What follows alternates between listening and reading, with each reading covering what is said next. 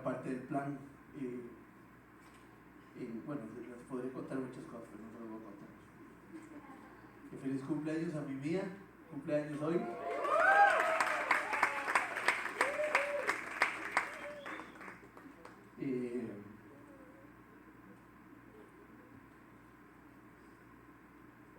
Hoy empezamos una serie nueva. Bueno, primero que todo, si alguna persona viene por primera vez, no le cuente a nadie que yo dije esto, pero si ustedes están hoy aquí, la pasada al cielo es directa. Ya ustedes, si quieren nunca más, tienen que volver a venir a la vida.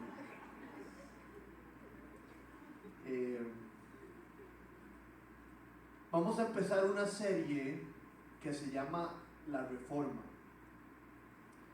Si ustedes hacen un clic ahí en internet, en Google, y ponen La Reforma, usualmente les va a salir dos cosas: una avenida muy importante en México, la avenida Reforma, o les va a salir el tema en que vamos a hablar. La Reforma es, eso es lo que vamos a ver el día de hoy. Históricamente vamos a ver de qué se trata la Reforma, y durante todo el mes vamos a ver diferentes temas que tienen demasiada relevancia en cómo hacemos y por qué hacemos lo que hacemos.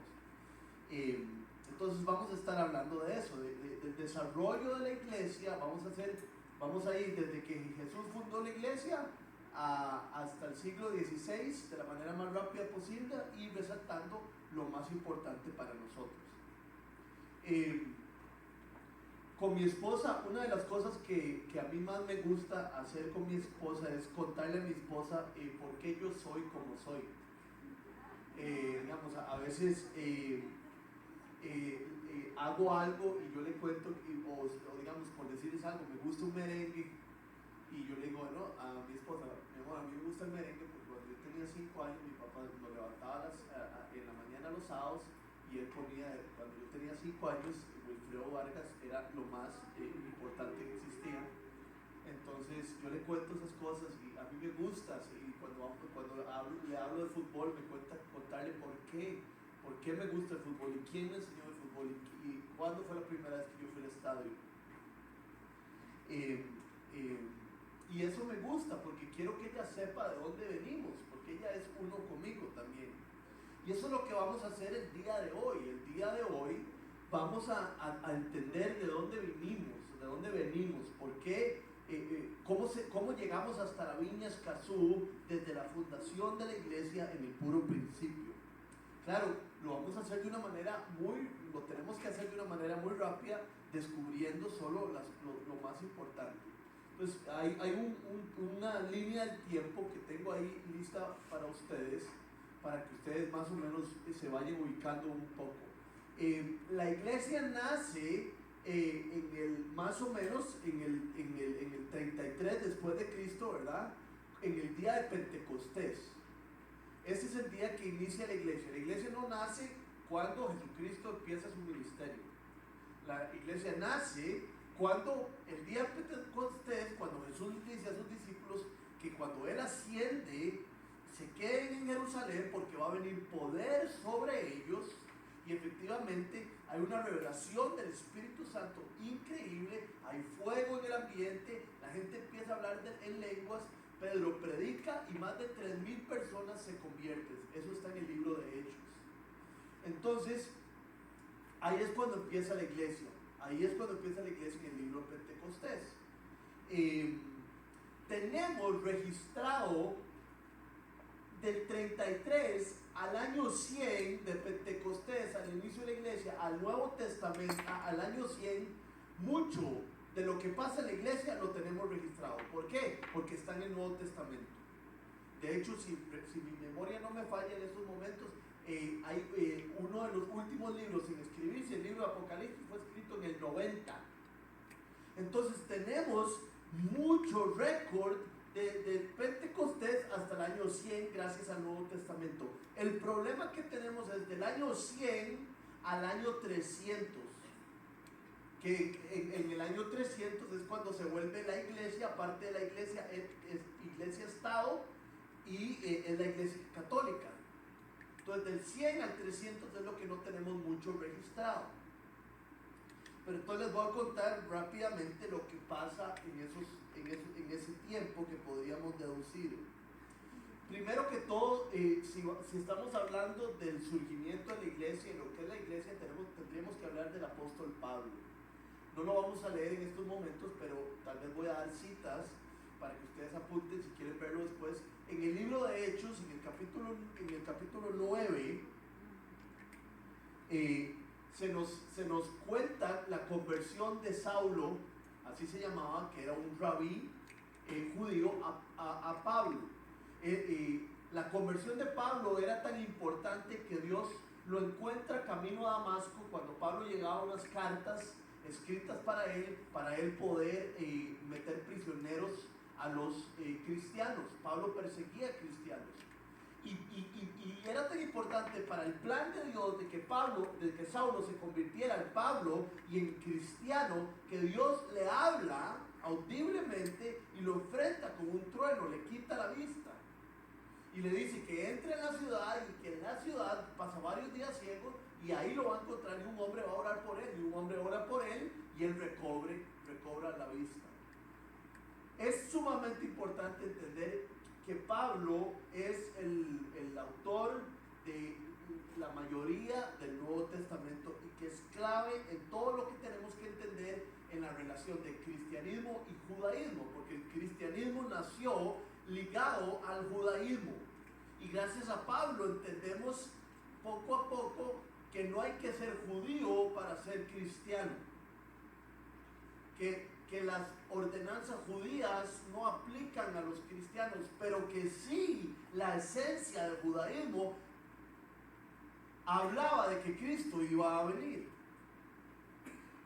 En la fe judía se cumple lo que en la venida de Cristo, pero para ser judío, para ser cristiano, había que quitarse el ropaje judío. Dios, y eso es muy importante porque es parte de lo que enseñamos aquí en la Biblia y es parte de lo que la Biblia enseña desde el puro principio. Para venir a Dios no hay que cambiarse de religión. El Dios que nosotros adoramos no trata de religiones, no trata de cambios de costumbres o de ropas o de comidas. El Dios que nosotros adoramos es más grande que eso, es el Dios del universo. Entonces, venir a Él solo se necesita fe. Y esto es lo que Pablo empieza a desarrollar. Empieza a desarrollar en aquel tiempo que las mujeres son bienvenidas a Dios de la misma manera que los hombres. Y esto era nuevo. Entonces empiezan a quebrar un montón de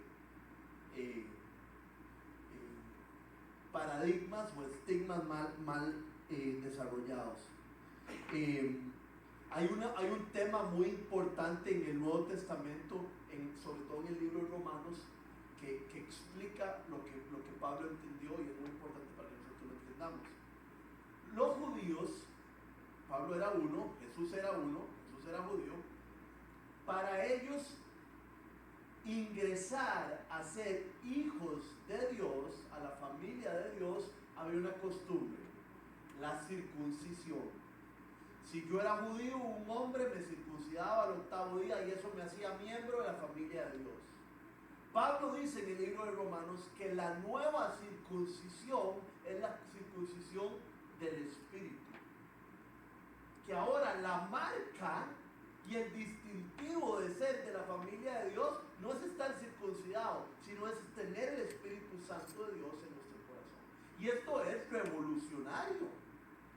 Ya en el libro de Hechos avanzado, cuando Pedro se sienta con Pablo a hablar de estas cosas, el concilio de Jerusalén, estas cosas eran increíbles y ellos toman una decisión y deciden, para ser seguidor de Cristo no hay que ser judío y no hay que cumplir costumbres, no hay que circuncidarse, no hay que vestirse de cierta manera, simplemente hay que tener fe, y cuando uno tiene fe Dios le da su espíritu. Entonces ese es el símbolo, la nueva circuncisión. Entonces la primera pregunta que nos deberíamos hacer todos nosotros es: ¿soy yo o no parte de la familia de Dios? No todos somos familia de Dios, todos somos criaturas de Dios. Aquellos que creyeron en Él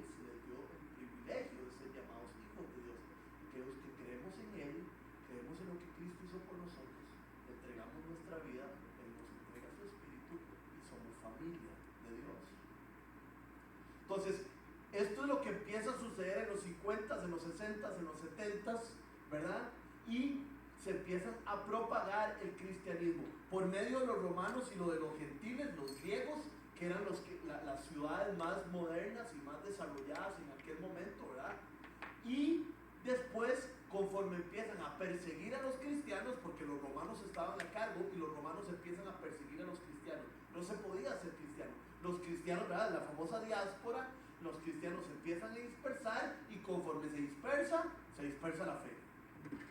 Entonces ellos se van y huyen del imperio romano y llegan a nuevos lugares, pero entonces llegan con su fe y comparten su fe y se empieza a propagar la fe. Al principio era toda el área de Roma y toda el área de Grecia, después se van para Europa y se dice que las tribus godas, o sea, los alemanes, y las tribus celtas, allá por Gales, allá por Inglaterra, por todos esos lugares, empiezan a conocer de Dios por los años 150, 200, y también en el oriente, en Persia y en Egipto empiezan a haber creyentes. Entonces así fue como empezó a salir la fe, y esta fe en Jesucristo, y fe en que solo por fe me acerco a Dios y mis pecados son perdonados, no tengo que hacer nada, no tengo que seguir ciertas costumbres. Y dicen que se pasaban todos estos manuscritos de Pablo y del Nuevo Testamento. Pero la fe cristiana alcanzó un nivel y alcanzó su cúspide en el año 300 con la conversión del emperador Constantino.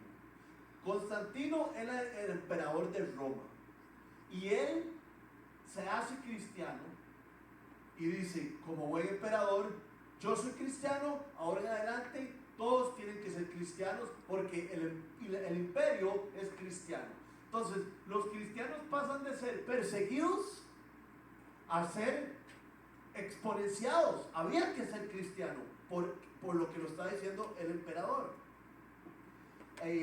Para los que quieren un poquito más de cultura, lo primero, ahí lo puse, ¿no? El edicto de Milán en el año 313, es cuando se dice que el imperio romano ya no castiga a los cristianos, sino que es cristiano. ¿Y cómo es que se convierte Constantino? Todo el mundo tiene dudas de Constantino. Es como algunos futbolistas, ¿verdad? Que cuando hacen un gol se lo dedican todo a Dios y uno dice, pero yo no he visto, ¿verdad? Son raros. Bueno, Constantino era muy raro. Posiblemente hasta el final de su vida le entregó su vida a Dios, casi muriendo, pero hubo algo que lo hizo cambiar el imperio. Y lo que parece que pasó es que antes de una guerra, porque en aquel momento los emperadores iban a la guerra, algo pasó en su vida. En un sueño y en una visión, Dios le habló. Dios le enseñó, pongamos la imagen por favor. Esta fue la imagen que Constantino vio en el sueño, vio la cruz. Él estaba en medio de una batalla y vio la cruz en el horizonte. Esa es una imagen.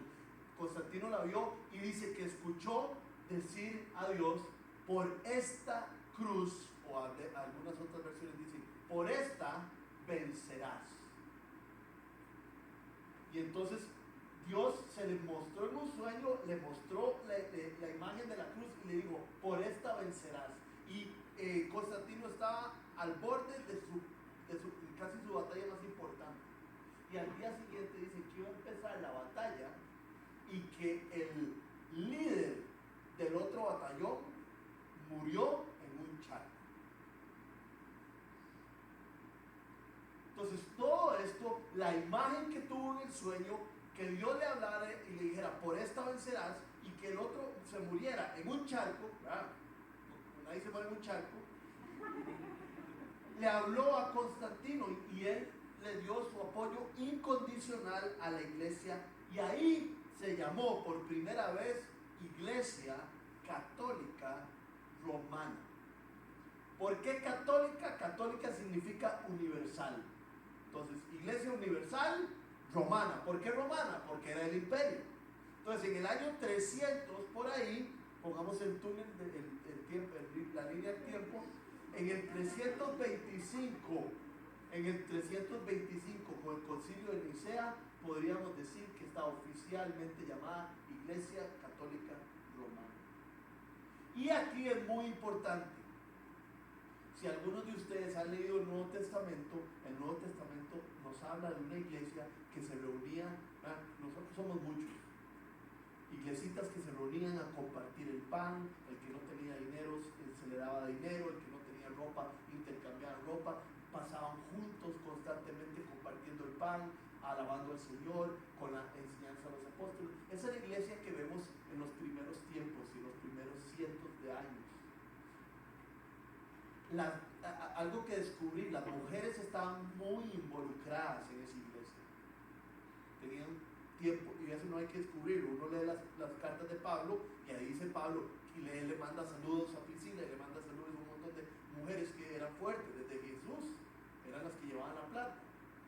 Pero cuando llega y se hace la Iglesia Católica Romana, entonces es un menjunje, porque ya la iglesia no funciona como iglesia chiquitita, orgánica, sino que se tiene que convertir en algo parecido al imperio, porque es la iglesia del imperio. Entonces se tiene que hacer grande y se tiene que hacer poderosa y se tiene que hacer con un montón de reglas. Entonces salen los grandes papas, las grandes iglesias. ¿Cómo se llaman las grandes iglesias? Las grandes catedrales.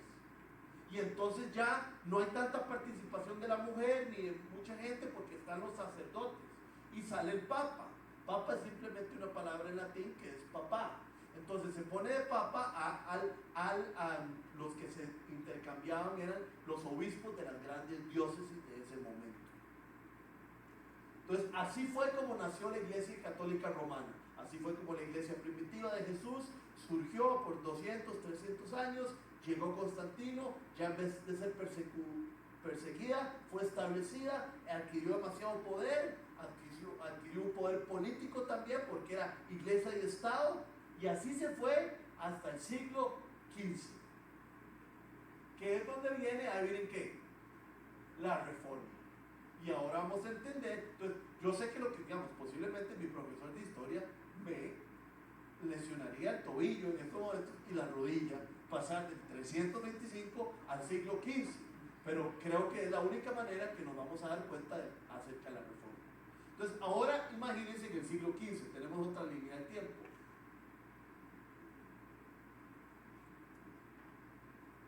Primero, ¿qué fue lo que pasó? Sí, bueno, Martín Lutero, que es el mayor exponente de la Reforma alemana, nació en 1483 y hoy vamos a hablar bastante de él, entonces por eso lo tengo ahí. Pero les voy a contar algo. ¿Por qué nació la Reforma? ¿Por qué se empezó a sentir efervescente en todo el lado de Europa y todo el lado de Oriente? El pueblo sentía que la iglesia no le cumplía sus necesidades espirituales. Yo tengo necesidades y la iglesia no me las cumple. Una de las más fuertes, la Biblia está escrita en un idioma que yo no conozco y la prediquen en un idioma que yo no conozco, entonces no recibo nada de Dios. Segundo, el pueblo estaba bravo con el manejo político de la iglesia y sobre todo con el manejo de sus finanzas. Se había corrompido y ya la gente no estaba siendo tan ignorante. Ya la gente estaba aprendiendo a leer por sí misma y ya venían ciertos movimientos desde abajo, por Escocia, de traducir la Biblia al inglés y un montón de otras cosas. Entonces la gente quería apropiarse, la gente quería ser parte de la iglesia y no verla desde lejos, porque así era como se había desarrollado por todo ese tiempo. Entonces sucede, esto es simplemente por cultura general, 8 movimientos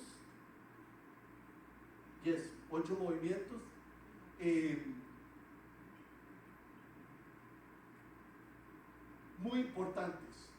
Simplemente se los digo por si algún día se recuerdan o algo así.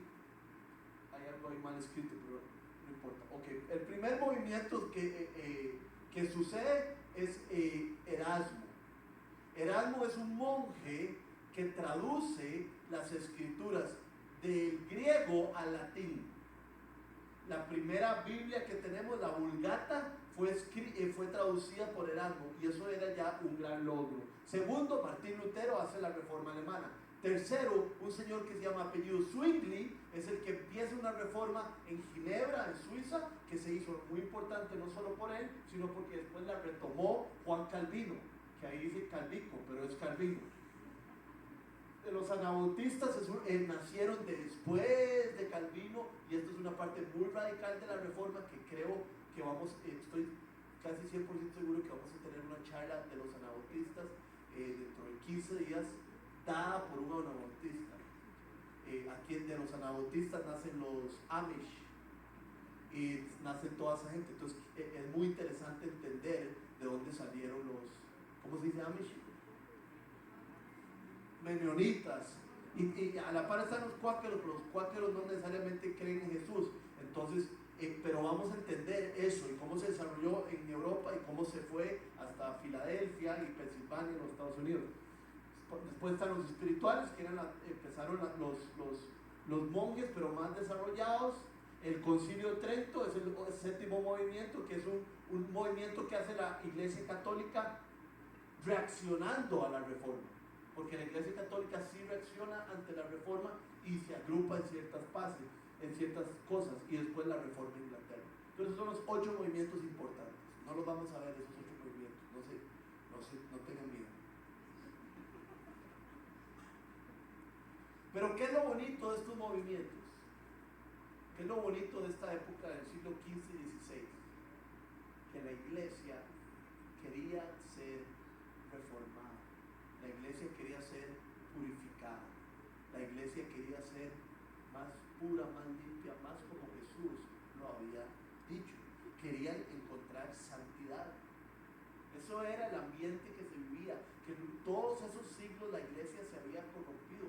Y es que a veces nos sentamos aquí y decimos, se nos ha olvidado resaltar nuestro valor de que todos somos bienvenidos, se nos ha olvidado nuestro valor de que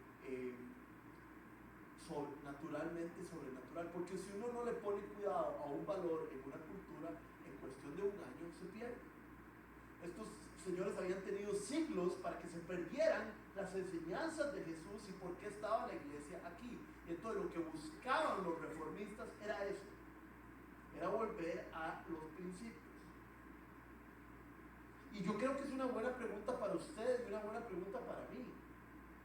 ¿Cómo puedo yo purificar la vida espiritual? ¿Cómo puedo yo continuar reformando mi comunidad, el espíritu, la vida espiritual de mi familia? Una de las cosas que a mí me llaman más la atención es cómo hablar mal unos de otros y hacer chismes o no apoyarnos divide la iglesia. Es una cosa terrible, ¿verdad? Y yo creo que yo he sido parte de eso en algún momento. He hablado mal de alguien o no he apoyado a alguien o no me he parado sobre la verdad y la iglesia se divide y unos empiezan a pensar mal de otros y otros de otros. Y entonces, ¿qué puedo hacer yo, Rodrigo, para impedir eso? Porque todos somos parte de la reforma de la iglesia. Entonces Martín Lutero nace en 1483, lo tenemos ahí arriba, fue reformista en Alemania, joven. Martín Lutero tenía yo creo que Martín Lutero tenía, no creo, estoy totalmente seguro, solo que en aquel momento no le dieron un diagnóstico. Yo creo que Martín Lutero era bipolar. Él era un hombre sumamente inteligente, sumamente estudioso, sumamente impulsivo y sumamente nervioso. Joven, dicen que esto fue lo que marcó su vida, iba caminando un campo en Alemania y le cayó un relámpago y de milagro no lo mató. Y Martín Lutero dijo, yo tengo que buscar de Dios. Y en aquel tiempo la manera, aunque le suene vacilón, más fácil de buscar de Dios era hacerse monje. Entonces él decidió hacerse monje, un monje agustino. Y lo que caracterizaba a Martín Lutero era que él tenía una conciencia muy clara de su pecado. Él estaba totalmente consciente que él era un pecador y que había fallado a Dios. Y eso lo mortificaba.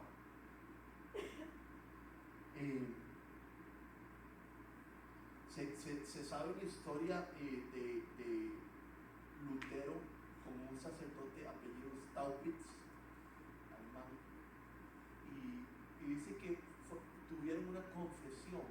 Lutero debió confesarle sus pecados y tuvieron una confesión de 6 horas, y que Lutero lloraba y temblaba y le decía al sacerdote Staupitz, deme chance para no olvidar ningún otro pecado. Y que Staupitz lo que le dijo es, no muchacho, usted está loco, usted ya me confesó a mí todos los pecados que usted tiene, llevamos 6 horas en esta confesión, yo usted lo que le recomiendo, no sé si fue parece que sí fue una buena recomendación, es que usted estudie teología, saque un doctorado en teología para que tenga su mente más ocupada y se le quite la legalidad. Y él siguió estudiando teología. Y aquí hay algo muy, muy impactante. A pesar de ser monje, a pesar de pasar de oración en oración y de lectura y de lectura y en una vida de contemplación, nada le pudo quitar a Lutero su conciencia del pecado. No importa cuántos movimientos espirituales haga usted, no importa cuán bien se porte usted, su conciencia de que usted es un pecador y que usted le ha fallado a Dios, no se le van a quitar sus movimientos y sus disciplinas espirituales. Lo único que se la puede quitar es Dios mismo. Y eso fue lo que descubrió Lutero un día estudiando las Escrituras. Él siempre agarraba Romanos 3:21 al 22 Romanos 3:21 22 y se basaba en esto y decía, pero ahora, si la mediación de la ley se ha manifestado la justicia de Dios, de la que dan testimonio la ley y los profetas. ¿Cuál es esa justicia? Esta justicia de Dios llega, ¿cómo llega? Mediante la fe en Jesucristo a todos los que creen. Palabras claves, de hecho no hay distinción, devolvámonos por favor. Palabras claves, justicia mediante la fe a los que creen. Entonces, Lutero por primera vez en su vida entendió que no eran los cantos gregorianos, que no eran las oraciones, que no eran cuántas plantas plantar, sino que era por medio de la fe en Jesucristo y creer en la sustitución de Jesucristo, la obra de Él en la cruz, por nosotros, que nos salvaban de nuestros pecados. Y eso cambió su vida. Eso cambió su vida para siempre, porque él eso no lo escuchaba predicarse en ningún lugar. Romanos 5:6 dice lo siguiente: a la verdad, como éramos incapaces de salvarnos, ¿verdad? Éramos incapaces de salvarnos. En el tiempo señalado, Cristo murió por los malvados. Eso fue lo que entendió Lutero, y tal vez usted está entendiendo en los últimos meses o hoy día que usted es malvado y que usted es malvada y que uno no entra al cielo por buenas obras, porque no hay buenas obras para entrar al cielo. Todos somos mal portados. Uno entra al cielo por fe en Cristo que murió por nosotros. Y entonces a Lutero se le levantó un peso en las espaldas y dijo lo siguiente, literal: día y noche yo meditaba en estas palabras: el justo por la fe vivirá. De repente Dios tuvo misericordia de mí y empecé a entender que la justicia de Dios es un regalo, por medio del cual un hombre justo vive por fe. Entendí que esa frase, que la justicia de Dios se revela en el Evangelio, es pasiva. Ya les voy a explicar eso. Indicando que Dios misericordioso nos justifica por la fe. Tal como dice, el justo por la fe vivirá. Ahí sentí como que me hubiera nacido de nuevo y hubiera entrado al paraíso. ¿Qué significa que la justicia de Dios es pasiva?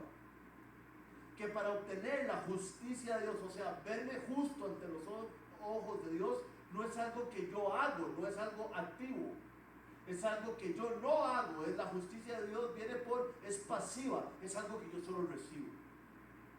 Entonces, no hay por qué gastar nuestras vidas tratando de obtener la justicia de Dios, porque nunca la vamos a obtener. La justicia de Dios la recibimos por fe, y eso fue lo que él entendió. Entonces Lutero empieza a estudiar, Lutero empieza a desarrollarse, empieza a escuchar lo que está pasando en Europa y se levanta y escribe lo que son las famosas, su tesis. Pongamos otra vez la línea del tiempo. En octubre 31 de 1517, Lutero decide escribir sus 95 tesis en la puerta de la catedral de Wittenberg. ¿Por qué eso es importante?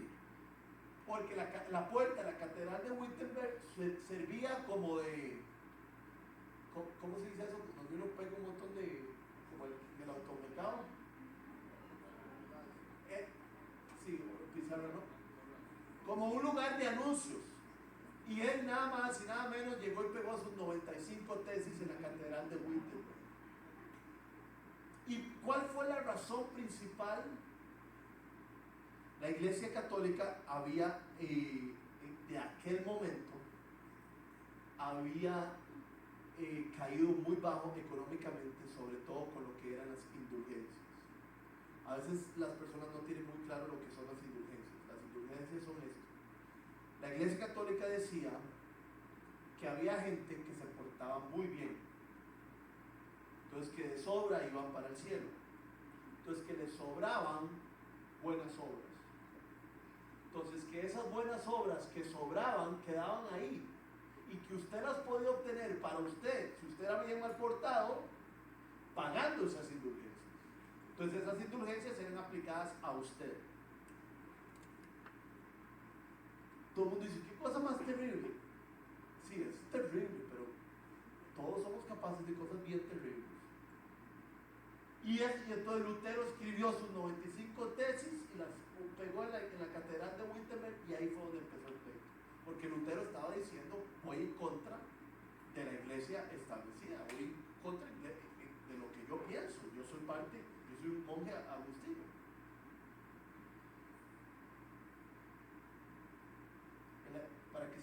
Solo para dejarlo claro, la indulgencia no era el perdón del pecado, sino la absolución de la paga de ese pecado. Entonces, otra vez, Lutero estaba diciendo, buenas obras no dan salvación. Las buenas obras son el producto de la gracia de Dios. Dios nos concede su gracia, su favor inmerecido, y nosotros somos transformados de adentro hacia afuera y queremos hacer buenas obras.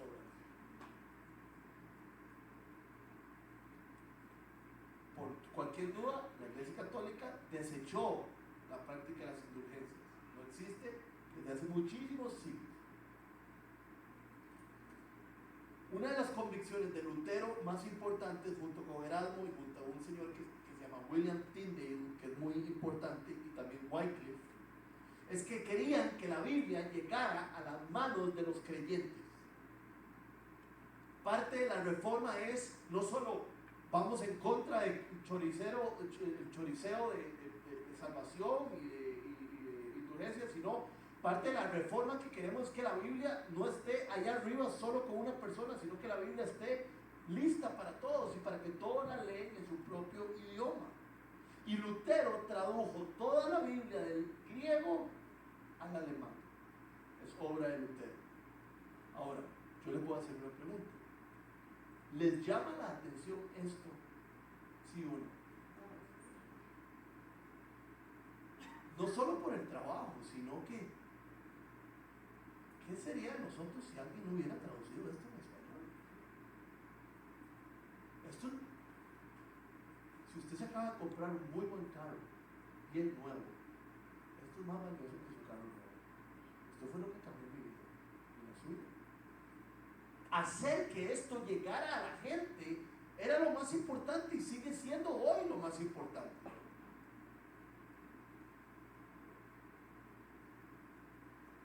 Cuando una persona agarra la Biblia, ayer estaba hablando con un amigo y estábamos hablando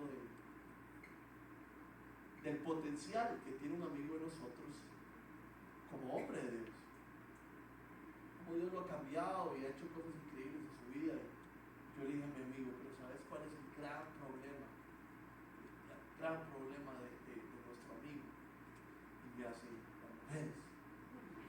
Y le hago yo, no, más grave. Claro, yo no me puedo imaginar lo más grave. Y le hago yo, no lee la Biblia.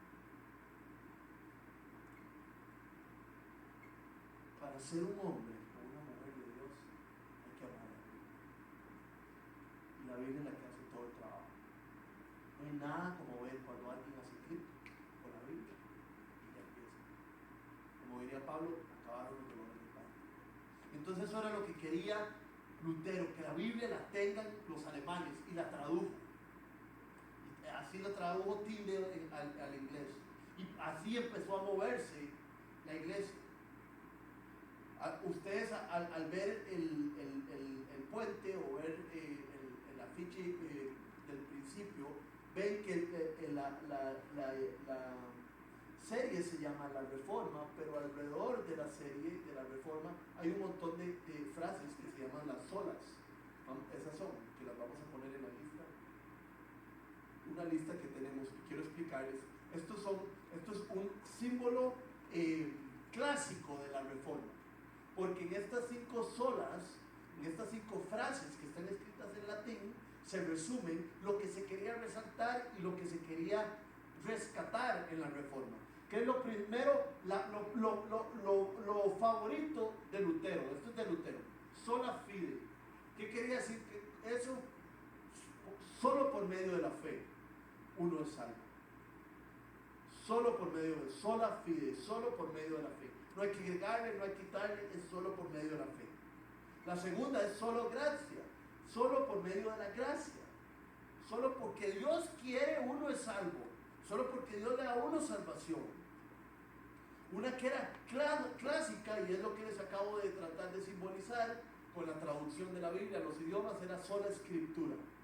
Y eso fue el choque más fuerte que tuvo Lutero con la Iglesia Católica. Porque Lutero le decía a la Iglesia Católica, usted le da autoridad a documentos que no tienen autoridad sobre la Biblia, ni iguales. La Biblia es la autoridad máxima que nosotros tenemos y por ella nos regimos. Eso significaba sola escritura. Después tenemos, estos dos fueron anexados años más tarde, solo Christus, dejando claro que Jesús es nuestro Señor y Salvador, y soli Deo Gloria, que es que todo sea la gloria de Dios. Todo lo que hacemos es para la gloria de Dios. Entonces, en 1521, si ponemos la línea del tiempo, Lutero fue llamado a la dieta de Worms. La dieta de Worms es donde ya la Iglesia Católica va a enfrentar a Lutero con todas sus tesis y con todo lo que viene defendiendo y escribiendo. Y es una asamblea nacional alemana que lo acusaba de hereje y le pidió que se retractara de todas sus opiniones. Y cuando la Asamblea Nacional de Worms le dijo, retráctese de sola fide, retráctese de la sola escritura, retráctese de la justicia pasiva, de que el hombre es salvado por fe, por gracia, y no tiene nada que ver con buenas obras, él respondió lo siguiente, literal de la boca de Lutero: si yo no estoy convencido por el testimonio de las escrituras o por la lógica pura, no puedo retractarme, ya que no es seguro y honesto violar la conciencia propia. No puedo hacer otra cosa. Aquí tomo mi lugar siendo Dios mi ayuda. en inglés suena más tuanis todavía. Y me encanta esta frase porque rescata tanto de lo que no hay en estos momentos alrededor nuestro y en nuestra cultura. No hay nadie que diga, porque nuestra conciencia es bien sucia para ciertas cosas, pero para ciertas otras cosas es bien limpia y nos dice realmente lo que hay que hacer. Y que uno diga, la Biblia me dice esto y mi conciencia me dice esto, yo aquí me paro, y aquí nadie me sabe. Y eso es muy importante, ¿verdad? Para sostener las verdades absolutas de nuestro Dios. Gracias a que Él fue firme en lo que Dios le estaba pidiendo y en lo que la Biblia le revelaba, hubo una reforma de la iglesia mundial que quita si lo va a ver con nosotros. Ahí, después de la dieta de Worms, ahí cuando terminó de romper Lutero con la iglesia católica, empezó la iglesia protestante. Esta es la primera división que hemos visto. ¿Estamos claros? En el 300, iglesia católica universal, y después de la dieta de Worms, iglesia protestante. Nosotros, algunos no sabían, somos una iglesia protestante, porque venimos desde esa raíz. Después de las iglesias protestantes, ahí salieron otras ramificaciones, las presbiterianas, ahí salieron los luteranos, los episcopales, estoy pensando en uno, pero que no sé, los bautistas, ¿verdad? Los anabautistas, y de ahí todos esos, de los bautistas, combinados con ciertos pentecostales, ahí salió la Biblia. Entonces nosotros somos protestantes, no necesariamente evangélicos, como muchas personas creen. Alguna persona que no es católica en Costa Rica creen que es evangélica. Puede ser que no sea evangélica, puede ser que sea protestante y venga de la raíz más fuerte. Entonces, ahí nació todas las iglesias que no son católicas. Exacto, cristocéntricas, sí, perdón, hay un montón de iglesias que no nacieron de ahí.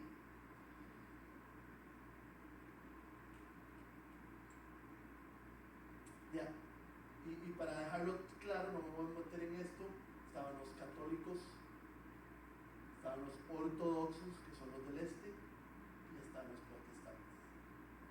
Los ortodoxos son ustedes los que ven con más barbas, con los rusos, pero ya no son de la iglesia católica.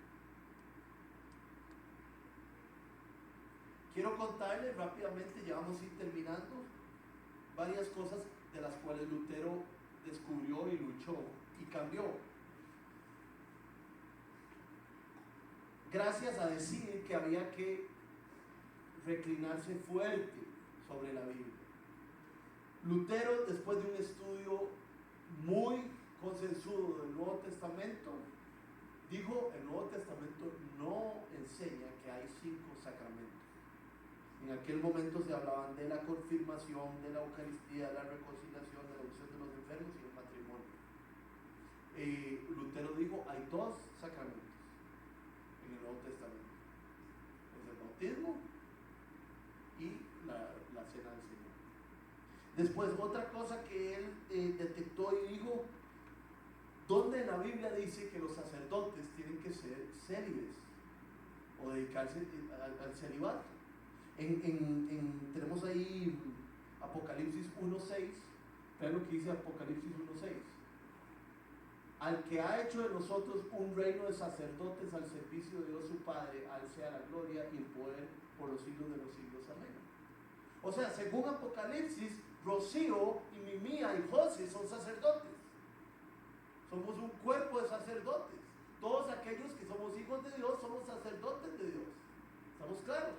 Entonces, ¿por qué tiene que haber una diferencia? ¿Por qué lo que retractaba Lutero es que son cosas hechas por los hombres? En la Biblia no dice que un sacerdote no puede tener esposa y ciertas cosas.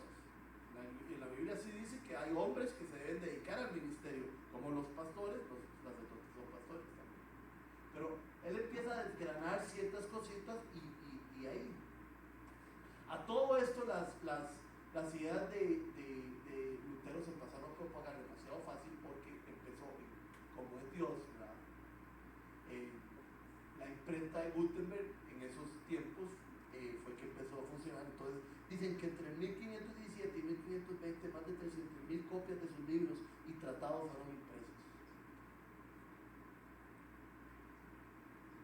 Cuando parecía que la reforma se estaba enfriando, en 1550 apareció un señor que se llamaba Juan Calvino, que es muy importante que recordemos de su nombre, porque Juan Calvino era un abogado francés que se pasó a Ginebra y fue el pastor general en Ginebra, y él hizo su aporte más importante fue hacer una teología más sistematizada.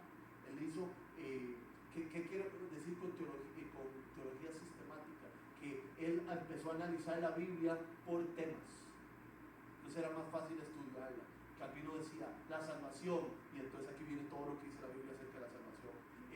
Cristo, Dios como Padre, aquí viene. Entonces él hizo ese gran aporte. Y los calvinistas eran conocidos por ser personas un poco más pensantes, más elegantes. Empezaron a tener una cultura de trabajar con todo el corazón. Se empezó a pasar, había muchos calvinistas en Holanda, en Francia, y esto fue lo que hizo Calvino. Calvino es el fundador bueno, no el fundador, porque ya no, para nada el fundador, de hecho ya lo manejaban hasta los católicos antes, pero Calvino fue el que propagó el calvinismo, que es el que habla sobre la predestinación, que es un cuento para otra charla.